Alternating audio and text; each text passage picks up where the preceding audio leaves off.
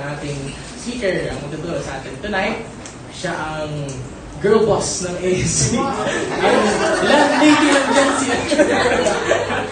Si Madam May.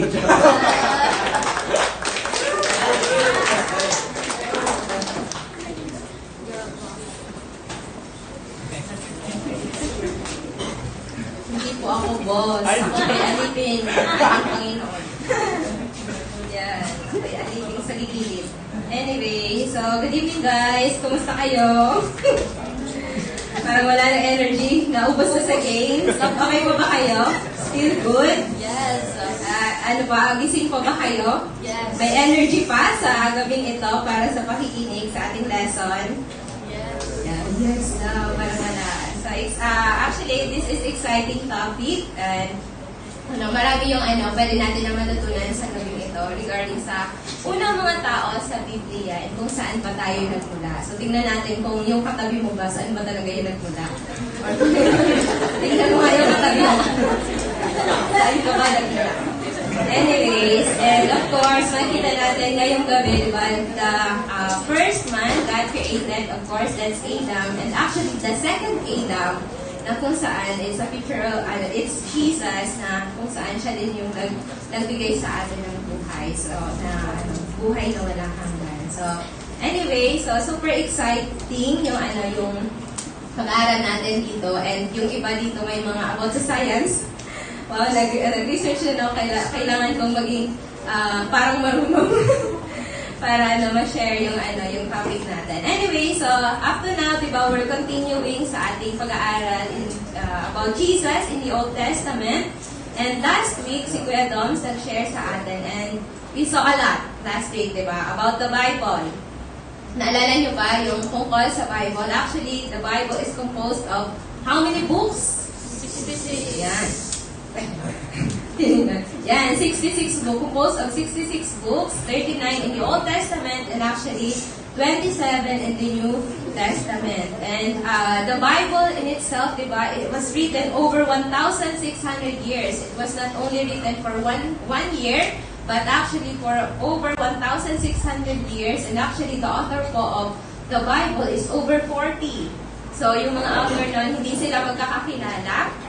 And the Bible also covers the history from the very beginning of the earth to the time of the early church. Yeah, so, makikita natin yon sa Bible. And nakita din po natin last week, diba, that it's composed of different types of literature, diba? Ano nga yun?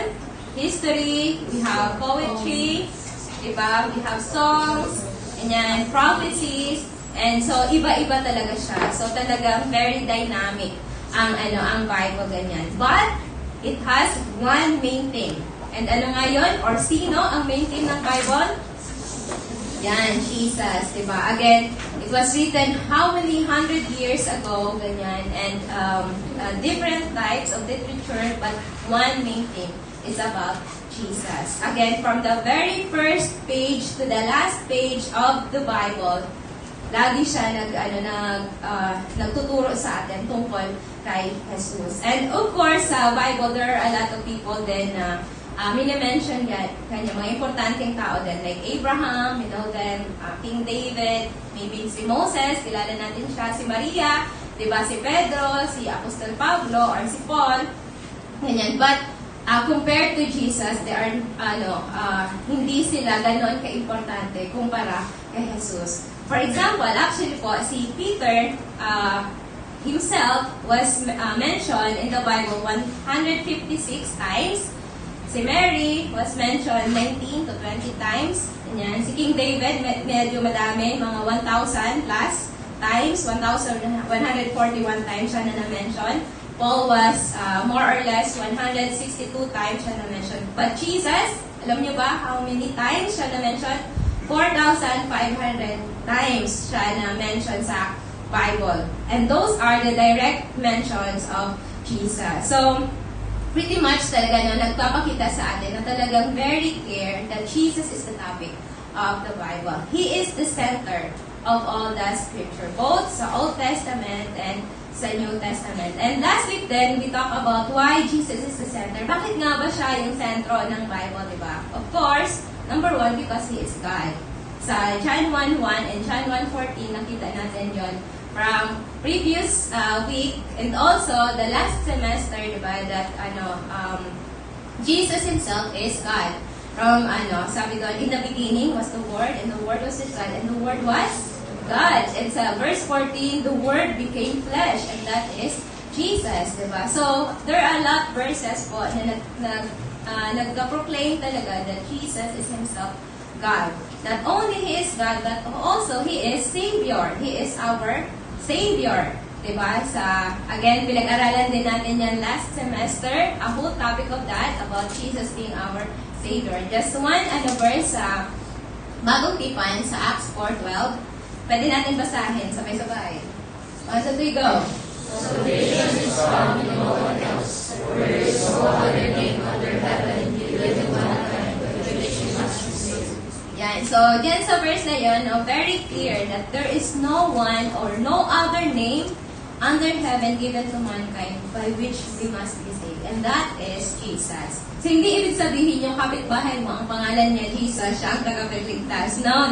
It's referring to Jesus Christ Himself. Ganyan. And bakit nga siya lang? Of course, dahil siya lang po yung namatay para sa ating mga kasalanan, di ba? We know then that all of us have sinned, di ba? All of us have sinned. Romans 3:23. Alam din natin that we cannot save ourselves according to Isaiah 64:6, di ba? We cannot pay our sins, ganyan, through good works, being religious, parang ganun. Hindi yon enough to pay for our sin. But God gave His Son Jesus to pay for our sin through His death on the cross. Amen. And so if we believe in Jesus' death on the cross and receive Him into our hearts, we will have eternal life, di ba? He will save us in the condemnation sa impyerno, di ba? Siya ang ating tagapagligtas mula sa ating mga kasalanan. That's why, yun nga, ang buong Biblia talaga ay nagdidirekta sa atin sa kung paano makakilala sa Panginoon, Jesus, and paano tayo makakakuha ng kaligtasan sa pamamagitan niya, and mabibigyan tayo ng buhay na walang hanggan. That's why, again, as I mentioned kanina, there are many other important characters in the Bible, pero there are so less compared to Jesus. And yun nga, in fact, actually sa John chapter 5 verse 39, sabi doon, minention din to ni Doms last week, you study the scriptures diligently because you think that in them you have eternal life. These are the very scriptures that testify about me. Yet, you refuse to come to me to have life. So makikita natin that the scriptures, it talks about actually the Old Testament is actually pointing out to Jesus. Because actually, Jesus was talking to the religious leader here, and sabi niya sa kanila na, pinag-aaralan nyo ang lumang tipan, pinag-aaralan nyo ang scriptures. Pero hindi nyo ba alam na ang mga bagay na yan, or ang scriptures, are talking about me? Parang, can't you see? Ako yon yung sinasabi ng lumang tipan. Ganyan. So, yun.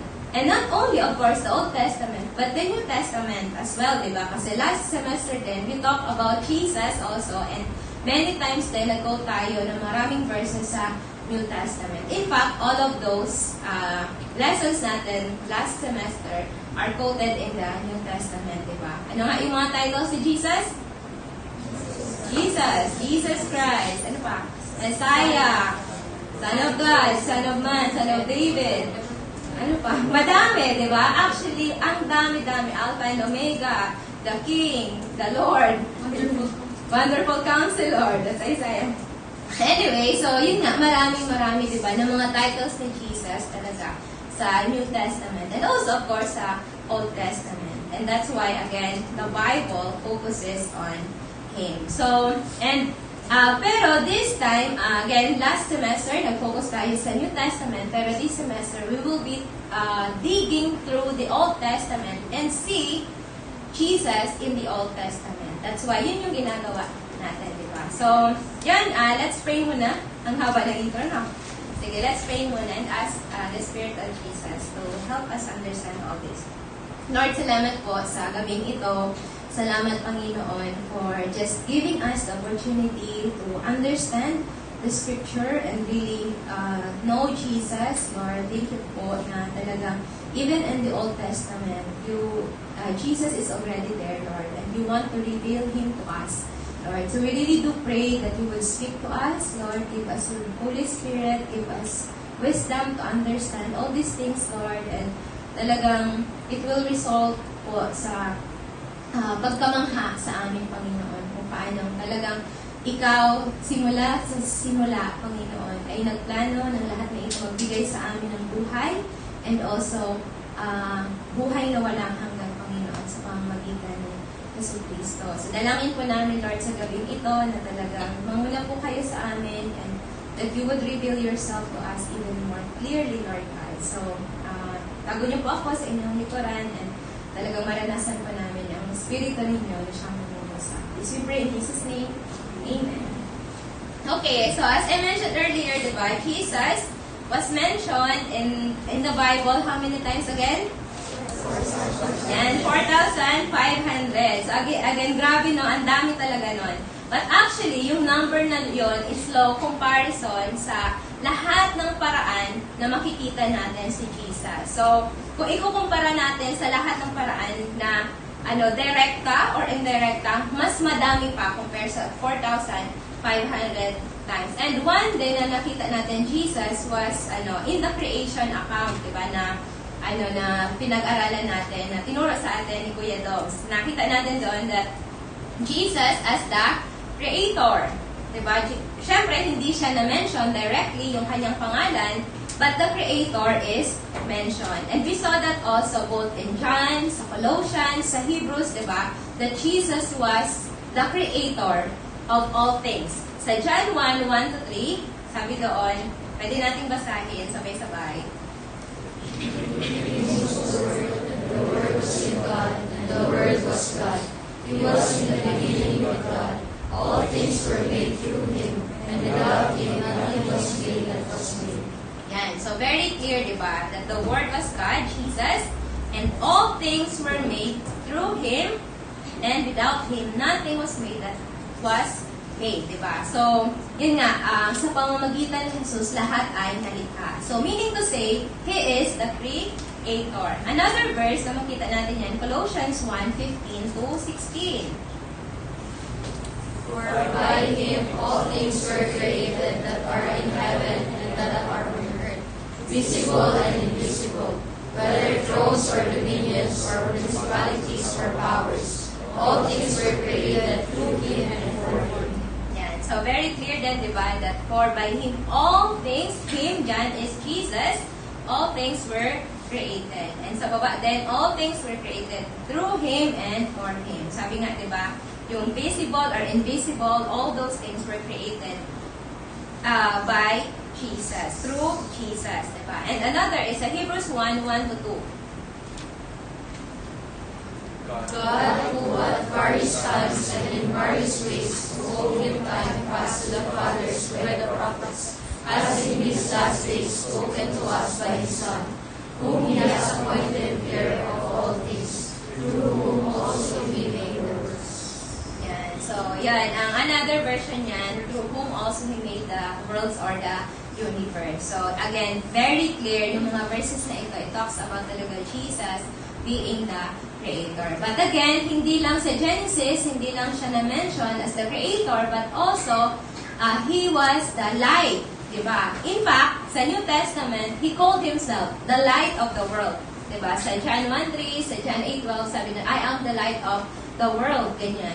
But, yan, even in Genesis, nakita din natin that He was the light, diba? Nasa pamagitan ng light na doon nabuo yung, yung mga next step sa creation nangyari. And dahil sa liwanag ni Kristo, parang ganyan. And it's interesting that even, yun nga, in the first verses ng Bible, Jesus is already proclaimed to us. In the beginning, God, yun nga, Creator, and of course, alam natin, di ba, na, di ba, ay, Di ba, si Jesus is, is God, di ba? From the beginning, alam natin, Jesus is God. Since God has no start, but of course, naging bata, ganyan, he became man, yes, pero, yung pagka-Diyos niya, di ba, he is eternal. And, yun, when he created everything, di ba, he created everything, ganun din yung pagnanais niya sa atin. He wants to transform our lives, he wants to make us new. And he wants us to, he wants to transform yung ating mga buhay. Pero hindi lang actually nagtatapos doon yung revelation ni Jesus sa kung paano niya create ang lahat ng bagay. Dahil makikita din natin siya mismo sa first person na create ng Diyos. And that is Adam. So actually si Adam was the first human being created by God. From the dust, diba? From the earth, ganyan. And actually, kung saan tayo din ay nagmula. Ganyan. And makikita po natin yan sa Genesis chapter 2, verse 7. Sige, pwede po natin basahin. 1, 2, 3, go. And the Lord God formed a man from the dust of the ground, and breathed in his nostrils the breath of life, and the man became a living being. Yan. So makikita natin no, that was the first man God created from the dust of the ground. Diba? And we can see here actually two parts of mankind. Una, physical, and also spiritual.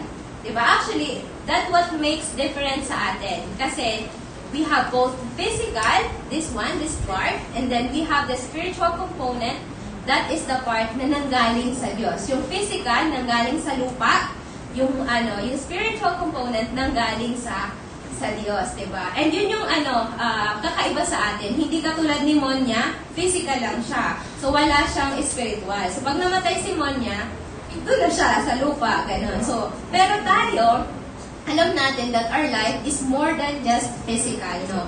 That one day our spirit will continue to live.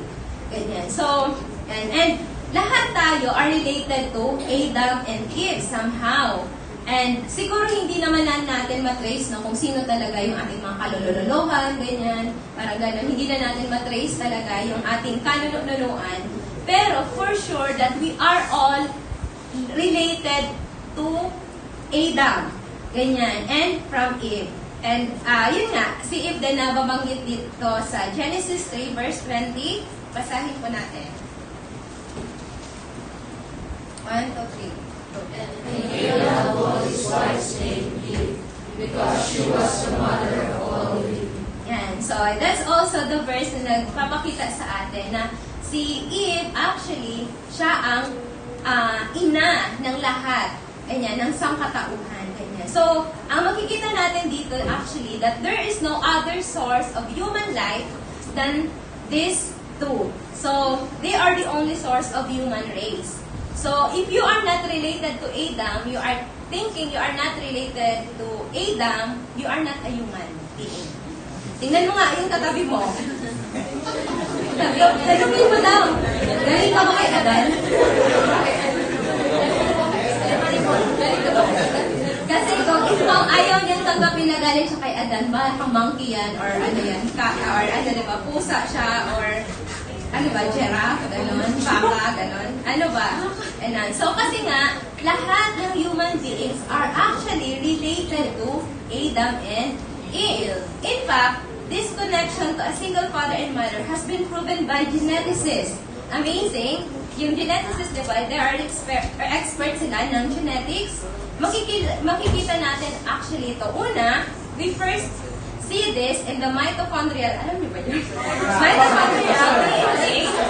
Ganyan. Actually, yun yung DNA, yung mitochondrial DNA, is yun yung DNA na na-inherit po natin sa ating mga nanay. Na ipapasa po to sa pamagitan ng nanay. So, every person has this mitochondrial DNA that is connected sa kanilang maternal line.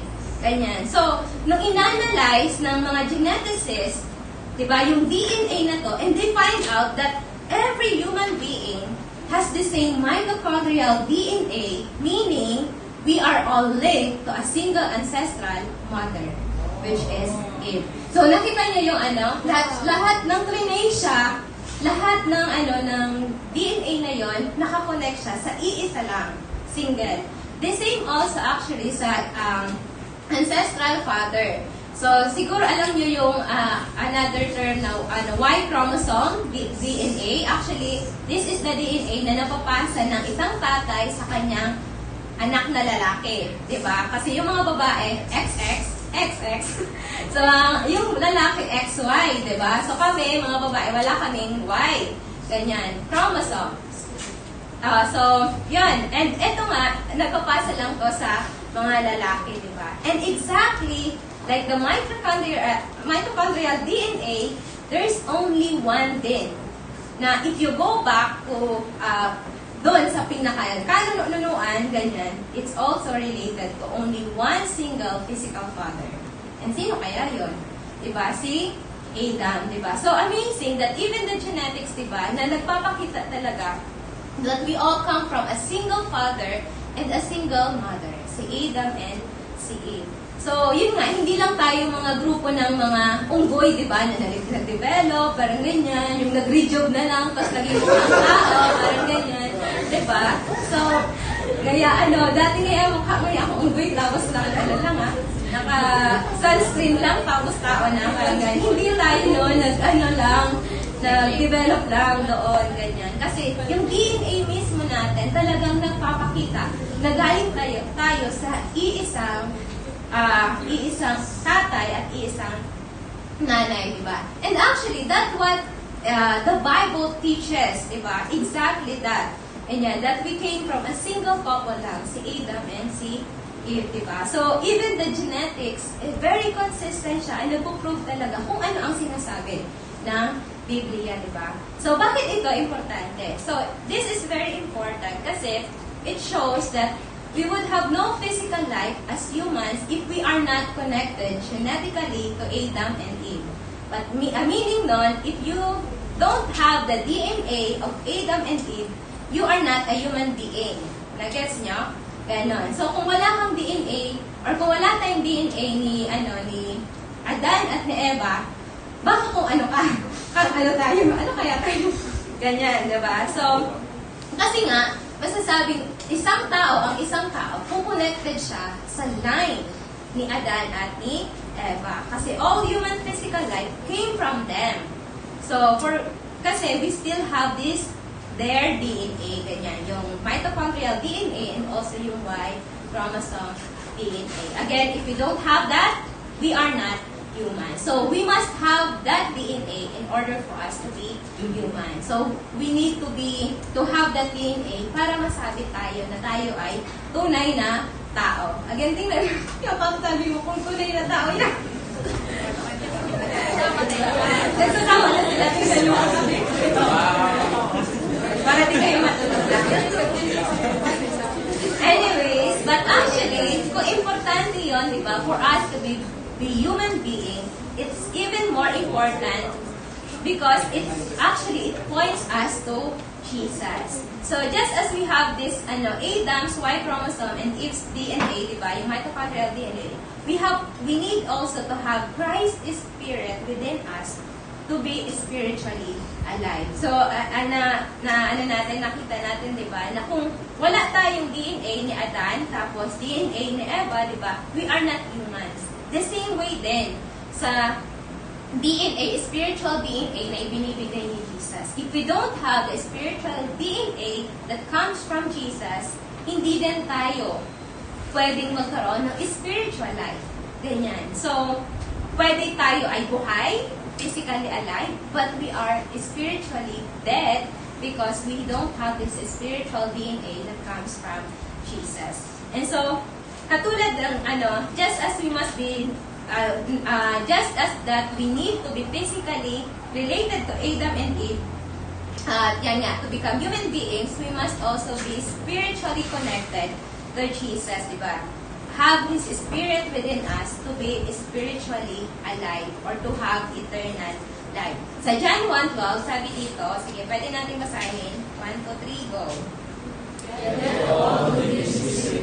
To those who believe in His name, He gave the right to become children dito yung may, merong right to become children of God? Yan, to those who receive and believe in Him, di ba? So, to those who believe in Jesus, in the death of Jesus on the cross, di ba? And ask Him to come in, di ba? Receive Him into our lives, we will be given this right to become children of God.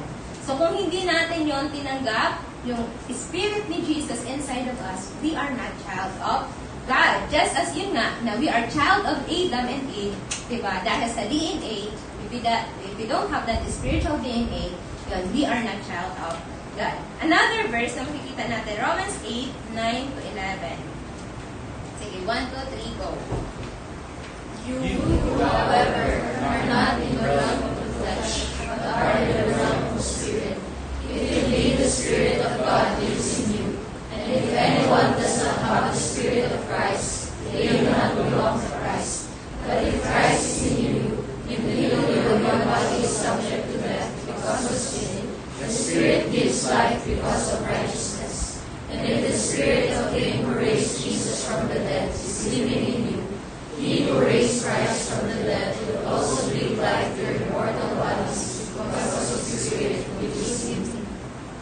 Yan. So, very clear dito, di ba? That, sabi niya, if anyone does not have the Spirit of Christ, they do not belong to Christ. But if Christ is in you, is in them, or it's in us, di ba?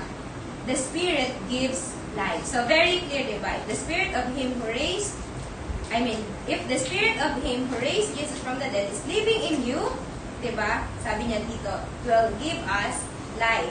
Diba? Even though yung mortal bodies natin daw ay mamamatay. Ganyan. Because nga, the Spirit of Jesus is living inside of us. So again, paulit-ulit na sinasabi, diba? That we must need this spiritual DNA of Jesus to be living inside us in order for us to have life, diba, na binibigay niya sa atin.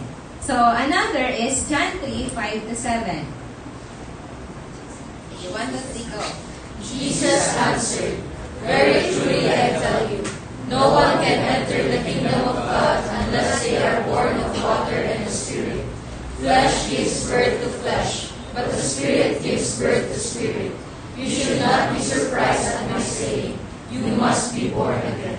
Yan. So, eto din, di ba, mahlinaw din sa verse na to. Sometimes, iniisip nila yung born again is a title, di ba? Na, sila nga yung mga born again. But actually, this explains, ano ba talaga ibig sabihin to be born again? And here, makikita natin actually the two births. Una, physical, and one is spiritual. Yung physical is, we are born in the water and the flesh, di ba? Sabi niya, flesh gives birth to flesh, but the Spirit gives birth to spirit. Yung flesh gives birth to flesh, that's the physical. Pinanganak ka, di ba? Physical. Yun, pinanganak. Pero yung spiritual is the born of the Spirit. Ang ibig sabihin nun is we must need to be born spiritually. Di ba? We need to have the mark of the Holy Spirit in order for us to be born spiritually. Ganyan. So, ano ibig sabihin nun? Again, we must have this Adam and Eve's DNA to be physically human beings, and then we must have mark of Christ inside us. Ibig sabihin, we need to accept Him sa ating mga buhay for us to become spiritual human beings. Para tayo ay maipanganak sa Espiritu. And that's actually born again. Ganyan. So, hindi tayo pwedeng ipapanganak ulit, ipapasok ulit sa tiyan ng nanay kasi di ka nakasya. Ganyan. So, ang born again is for us to be born in the Spirit. Ganyan. To accept Jesus in our hearts. Ganyan. So, yun, paano mangyayari yun? Again, yung sinabi ko kanina, kapag tayo ay pinanganak ng ating mga nanay, di ba, basically, you are born already in physical. So, yun nga, lahat tayo ay pinanganak na ng physical kasi tayo ay nagmula sa ating mga magulang. Pero spiritual, if we want to be born in the spiritual, we have to be born in the Holy Spirit by asking forgiveness of our sins, diba? Admitting talaga na tayo ay makasalanan, hindi natin kayang iligtas ang ating sarili, and asking the Lord to come into our hearts through His Holy Spirit na nagbibigay ng buhay na walang hanggan, nagbibigay ng spiritual life. And that's very clear. Katulad sa binasa natin doon sa John 1:12. Ganyan. Doon sa John 8. Again, doon sa John 1:12, ako na lang mabasa, sabi na, yet to all who did receive Him, to those who believe in His name, He gave the right to become children of God. Children born not of natural descent, but, He gave the right, di ko pala siya. So, yun nga, we have given this right to become children of God, di ba? We need to receive Jesus. Another side, John 8:14-16, sabi doon, for those who are led by the Spirit of God are the children of God. The Spirit you receive does not make you slaves so that you live in fear again. Rather, the Spirit you receive brought about your adoption to sonship, and by Him we cry, Abba, Father. The Spirit Himself testifies with our spirit that we are God's children. So makikita natin nun na the Spirit we receive brought us, sabi niya, adoption to sonship, di ba? We are adopted by the Lord, ganyan. Dati, we are slaves because of our sins, di ba? Pero ngayon, we are now children of God. In fact, it's a very close relationship with the Lord kasi sabi doon, we can now cry, Abba, Father. It's a very intimate relationship sa Panginoon. And actually, that's also the invitation sa Revelations 3:20. Diba? Sige, pwedeng basahin. Here I am, I stand at the door and knock. If anyone hears my voice and opens the door, I will come in and eat with the person, and they will be. Yan. So, dyan sa verse, diba, it's an invitation for Jesus to, He is knocking at the door of our hearts. Diba? Sabi niya, if we will open the door of our hearts, He will come in and eat with that person. And we know, diba, eating gives life, diba? Kasi when we eat, tayo ay nabibigyan ng buhay, na-extend yung buhay natin. Kasi yun nga, kailangan natin na kumain. Ganyan. But here, diba, it's referring to when we eat Jesus, I mean, we don't eat Jesus literally. When we let Jesus come into our hearts, diba, nagkakaroon tayo ng isang personal na relasyon sa Kanya, di ba? Eating with a person is referring to a relationship, ganyan, a friendship, ganyan. So, yun na. So, siguro, ang question ngayon sa atin, no, na bakit kailangan pa natin si Jesus? Pwede bang sana binigay na lang yung eternal life, automatic na lang sa lahat ng mga, mga anak ni Adan, di ba? Sana binigay na lang. Kasama, di ba, through Adam, we have physical life. Sana meron na din na eternal life. Ganyan. And actually, bakit hindi kasama ng physical life yung spiritual? Sorry. Nahilo ako. So, bakit hindi kasama doon sa physical life yung eternal life? Well, actually, in Genesis 2, verse 7 hanggang 9, it was intended by God to give that eternal life to them. Sige, sa Genesis, pwede pong basahin natin. And the Lord God formed a man from the dust of the ground, and breathed in his nostrils the breath of life, and the man became a living being. Now the Lord God had planted a garden in the east, in Eden, and there He put the man He had formed. The Lord God made all kinds of trees to grow out of the ground, trees that were pleasing to the eye and good for food.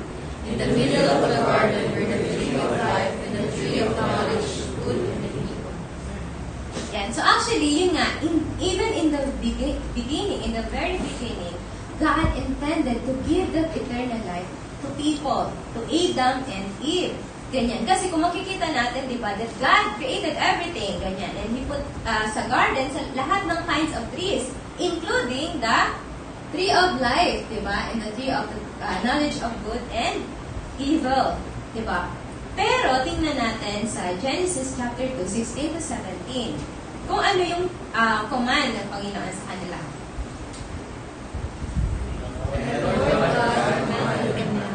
You are free to eat from any tree in the garden, but you must not eat from the tree of the knowledge of good and evil. For when you eat from it, you will certainly die. Yan. So, clear, di ba? Makikita natin natin dito that it is God's desire for man to have that eternal life. Actually, they are free to eat that tree of life. Diba? So kung yun sana yung kinain nila, they will live forever. Ganyan. It was not prohibited sa kanila, diba, na kumain. It's only doon sa tree of the knowledge of good and evil. Pero alam natin yung kwento. Diba? So hindi na natin yung kwento, diba? Alam natin yung sa dalawang puno na yon, because of Satan, he tempted Eve, diba, to eat from the tree of the knowledge of good and evil. And then, yun nga, as a result, diba, sa Genesis chapter 3, 22 to 24, makita natin dito.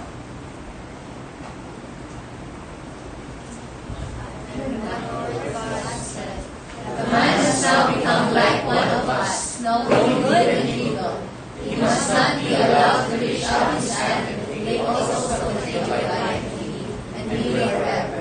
So the Lord God banished him from the Garden of Eden to work the ground from which he had been taken. So makikita natin, di ba, that it's there already.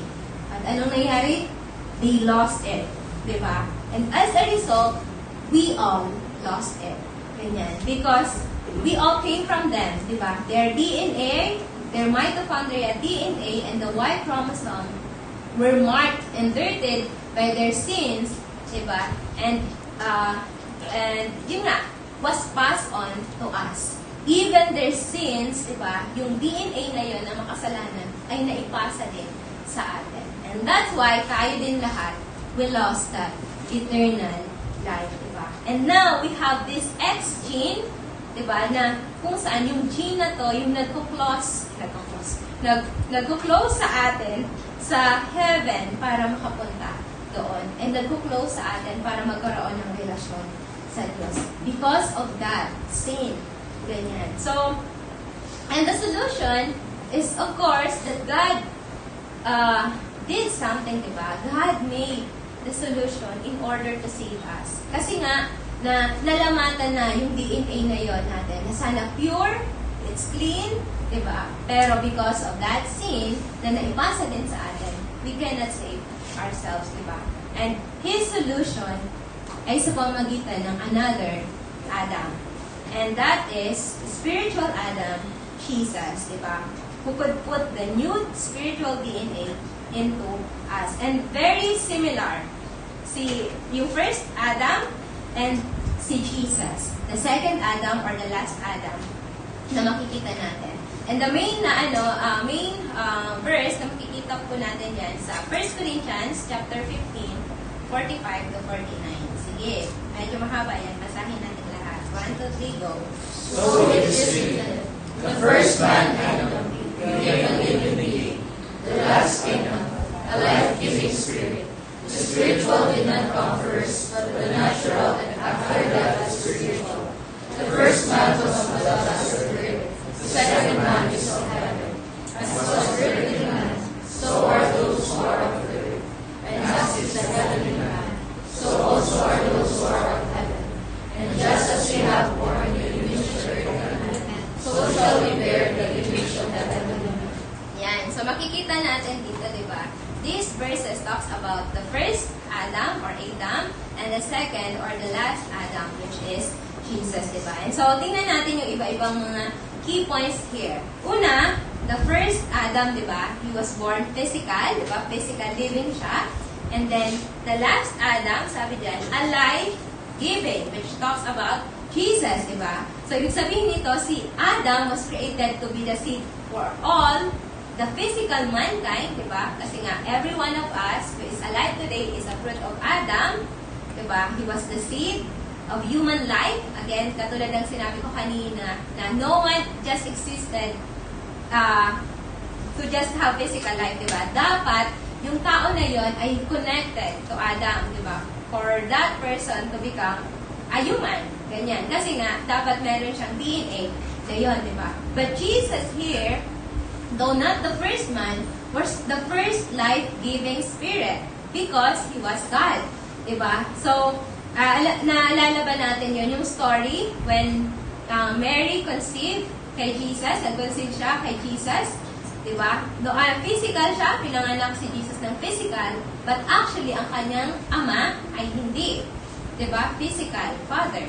Kundi siya ay Diyos. So meaning, si Jesus, even though physical, He is God or He was God, diba? So just like Adam, who was the human who has of human flesh, and kung saan pwede siyang magbigay sa atin ng human life, diba? Si Jesus then, as spiritual, kasi nga spiritual si Jesus, because of His Father, the God, diba? Yung kanyang ama, maaari din siya na magbigay sa atin ng spiritual life, diba? To those who are related to Him. Nag-guess nyo? Si Adam, physical, si Jesus is spiritual. Because Jesus is not a normal person, diba? He's not only physical, but also spiritual. Because He is Himself God. Diba? So, again, if you are not connected to Adam, physically, hindi tayo pwedeng maging human, physically. Diba? In the same way, if you are not connected to Jesus, we cannot have a spiritual life. Diba? We are not spiritually alive. Ganyan. Of course, religion cannot give us a spiritual life. Diba? Ano yun? Good works, or kahit ano pa man ng mga bagay, hindi sa atin magbibigay or magbubuhay ng ating espiritu. Kasi, yun nga, those are just physical. Parang gano'n. But, that's why, very important for us, diba, to, una, of course, be physically alive, connected to Adam, and also it requires also for us to be spiritually connected kay Jesus para magkaroon tayo ng spiritual life. So, in that way, makikita natin that actually Adam is a picture of Jesus who would come to give us a spiritual life. Ganyan. Pero, wala siyang kasalanan. Diba? So, yun yung makikita natin. Yung first Adam, physical living. Si Jesus, life-giving spirit. Sa verse 46, makikita natin dito that the spiritual did not come first, but the natural. Sabi doon sa verse. And after that, the spiritual. Ganyan. So, ang meaning nito, diba, that God first gave us physical life. Ganyan. Through Adam, syempre, that happens 2,000 of years ago, diba? And of course, sa atin, from the time of conception, nagkaroon tayo ng physical life. Ganyan. So, yun yung nauna. Lahat tayo meron nun. Pero, susunod yung spiritual life, diba? Spiritual life must follow it if we want true eternal life. Ganyan. So, and makikita din natin dito na it's not enough to just have physical life, diba? Para magkaroon tayo ng spiritual life. Actually, we must experience a spiritual birth as well. Doon sa same verse, sa John 3:5-7. Jesus answered, Very truly I tell you, no one can enter the kingdom of God unless they are born of water and the Spirit. Flesh gives birth to flesh, but the Spirit gives birth to spirit. You should not be surprised when I say, you must be born again. Yan. Again, yung kanina, di ba, sabi ko kanina, yung una, physical, born of water, born of flesh. Again, that is yung physical, nakapanganakan natin. Pero yung second is the spiritual birth. Ganyan. So, yun nga, na very important dito na actually, for us to have a spiritual birth, we need to have first a spiritual birth. Nagets nyo? Like, syempre, paano man tayo magkakaroon spiritual birth kung wala man tayong physical? Like, hindi man pala tayo buhay. Ganyan. So, we need to have physical first, physical life, in order for us to have a spiritual life. Ganyan. So, actually, we need both. Both birth. Ganyan. So, yung natural and also yung spiritual birth. Ganyan. Pero, makikita natin actually dito, yung physical is just natural, di ba? Once tayo ay pinanganak, tayo daw yung, ano ba yun? Yung mabilis na tumakbo doon sa, sa parang, tayo ba yun? Joke lang. So, tayo daw yung na-develop, di ba? Dahil mabilis tumakbo daw, na-develop, parang ganyan. So, that's natural, ganyan. Pero, in order for us to have a spiritual birth, it's a decision that we need to make, ganyan. We need to, again, ask Jesus to come into us. We need to ask Him. Ganyan. So, sa verse 47 to 48, makikita din natin dito, sabi diyan, the first man was of the dust of the earth. The second man is of heaven. As was the earthly man, so are those who are of the earth. And as is the heavenly man, so also are those who are of heaven. So dito makikita natin that Adam was compared to Jesus. So about Adam, di ba? He was from the dust of the earth. That's why he can give us physical life. About Jesus, he was from heaven. And he can give us spiritual life, di ba? Again, we need to be both connected to Adam to bear their image. So, yun nga, we are related to Adam, di ba? Related tayo kay Adam, that's why we have this character of Adam, di ba? May physical tayo, also actually, may character din tayo na makasalanan, kasi yun na din nga, yung character ni Adan, di ba, naging makasalanan siya. Actually, another pa is, we were cut off from God, di ba? Because Adam was cut off from God. Our bodies will die dahil yun din yung nangyari kay Adan, di ba? Our father in the flesh, ganyan. So, what happened to Adam will also happen to us. So, kung siya ay namatay, tayo din ay mamamatay. Ganyan. So, kung siya ay may kasalanan, tayo din ay makasalanan. Ganyan. But related to Jesus, di ba, if we accept Jesus into our hearts to change us, makita natin dito that we will be born spiritually, di ba, na and be connected to heaven. So, since Jesus, di ba, is from heaven, we have now this, if we are connected to Jesus, we are now, we can now go to heaven, di ba? Since Jesus experienced resurrection, we can now also be resurrected. Because yun nga, what happened to Jesus will also happen to us, the same as kay Adam. Ganyan. So, yan, in verse 49, and just as we have borne the image of earthly man, so we shall bear the image of the heavenly man. Again, katulad ng minention ko kanina, physically, we will bear Adam's image, ganyan, human, physical, also sinful, diba, and limited sa buhay na ito. Katulad na mention ko, and spiritually, we will bear Jesus' image, spiritually indwelled, forgiven, we are cleansed, diba, and then pure by Jesus' death on the cross. And meron tayong assurance of salvation that even though we will die one day, katulad nun si Jesus, diba, namatay din siya, we will not remain that way. Diba? We will be raised just as what happened to Jesus, that He was also raised from the dead. Amazing, ha?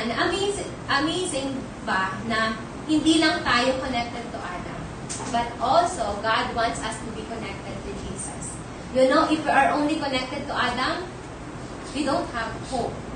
We don't have hope of salvation. We don't have hope of eternal life.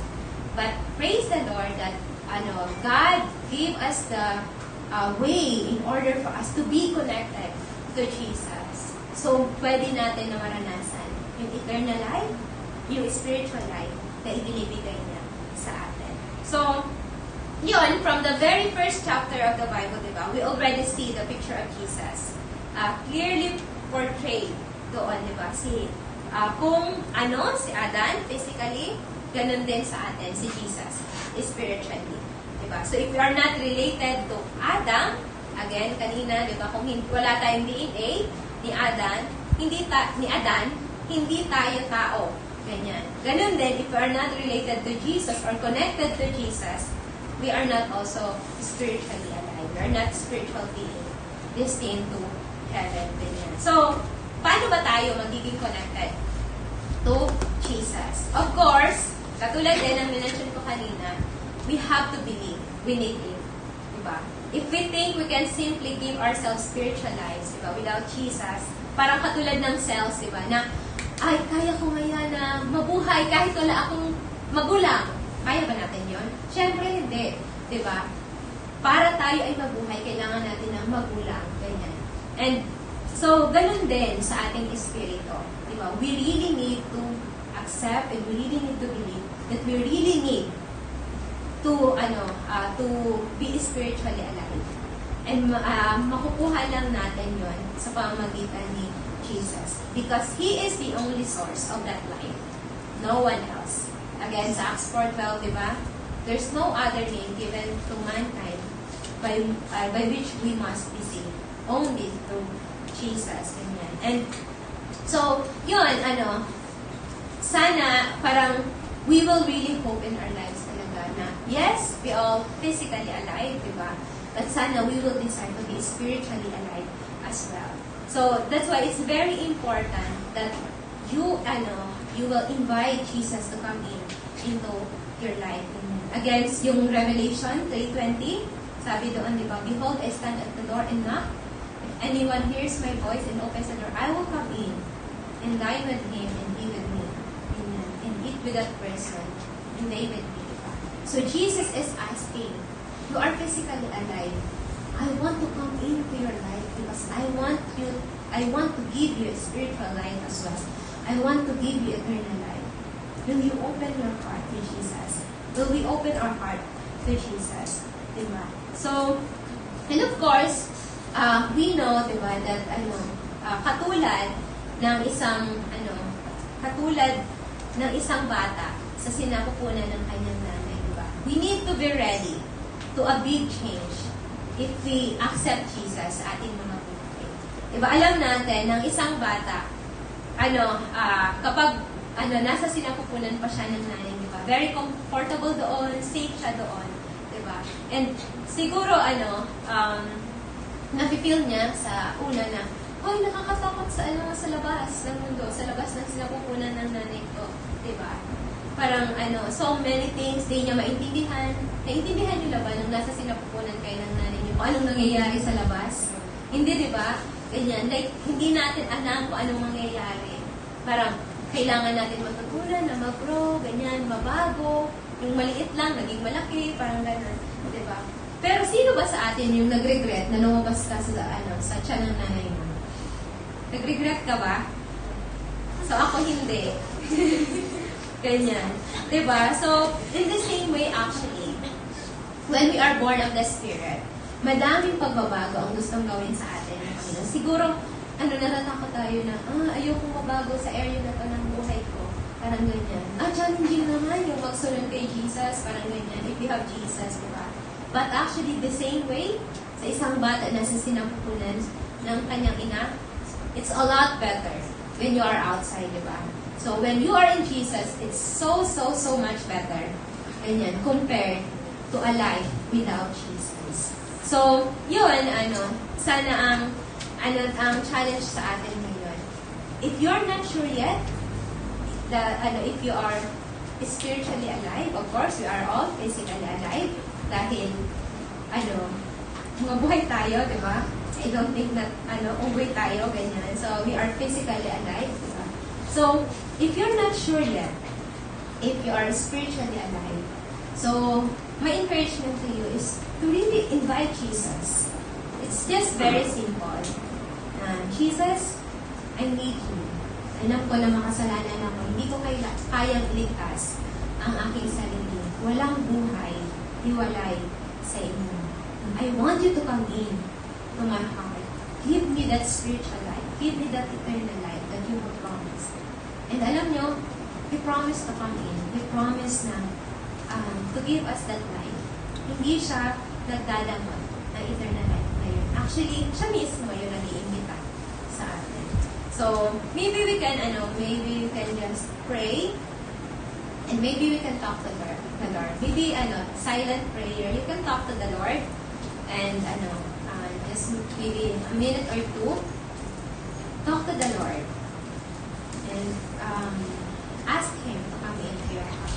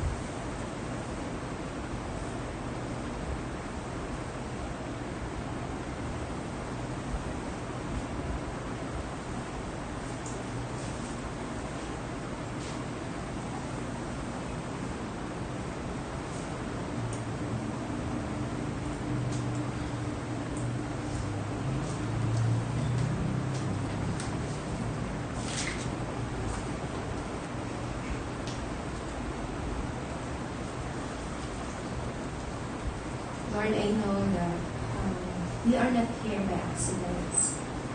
Lord, you have given us physical life, Lord, because it's your plan, Lord God, to give us that life. Lord, you have formed us in our mother's womb. Lord, you are the one who knit us together, Lord God. And you are the one, Lord, who designed us to give us that life. Thank you, Lord, na alam po namin, hindi lang po physical life ang nais na nilibigay sa amin. But you want us, Lord, that is spiritual life. And that's the reason, Lord, why you have sent your Jesus to die on the cross, Lord, to pay for our sins, so that, Lord, we will be given eternal life. We will be brought back, Lord, to a close and personal relationship with you. And we pray, Lord, tulungan niyo po kami, Panginoon, na talagang we will not just live our life here on earth, Lord God, but we will seek, Lord, for that purpose. Lord, the purpose of seeking the true life that Jesus gives, Lord, us. Salamat, Lord, na talaga it's really your invitation for every one of us, Lord, to experience that life, that wonderful life, Lord God, ang buhay na masagana, buhay, Lord, na may meaning. And we pray, Lord, that we will find that in Jesus alone. And everyone here, Lord, in this room, will really, Lord, come to that decision asking you to give that life to us. Salamat, Panginoon, talaga sa pagpapaunawa po sa amin. That, Lord, hindi nyo lang po binigay sa amin si Adan, kundi binigay nyo po sa amin the last Adam, the second Adam, Lord, can bring us back or to God, who can give us, Lord, a life, Lord, na talagang life na dinisign po ninyo even from the beginning, Lord. A life that was lost before, but now given us the chance to be back again. So, thank you, God, again for this time that marami po kami na natutunan, Panginoon, about your love, Lord, about your plan, about, Lord, your desire for us, Lord God, na talagang muling maibalik po sa inyo. Naway, patuloy, Lord, ang mga bagay na ito ay tumitmo po sa aming mga puso. Lord, hindi po kami aalis sa lugar na ito na may iwan din yung mga bagay na natutunan po namin. But even, Lord, sa aming pag-uwi, Panginoon, daladala namin yung mga natutunan po namin. Praising you, thanking you, Lord God, for you are such a good, good God, Panginoon. And talagang amazing God na talagang hindi nyo kami iniwan, Panginoon, sa kabila po ng aming mga kapalaman, sa kabila po ng aming mga kasalanan. Kundi muli nyo kami, Panginoon, ibinalik sa plano na meron po kayo para sa amin. So, thank you again, Lord, for Jesus, Lord, na the second Adam, Panginoon, na hindi lang po kami binigyan ng physical na buhay, kundi spiritual na buhay. And buhay, Lord God, na magpakailan. So, we just want to thank you, Lord God, and praise you, Lord, for all the things na ginagawa niyo po sa amin. Thank you, Lord, we praise you.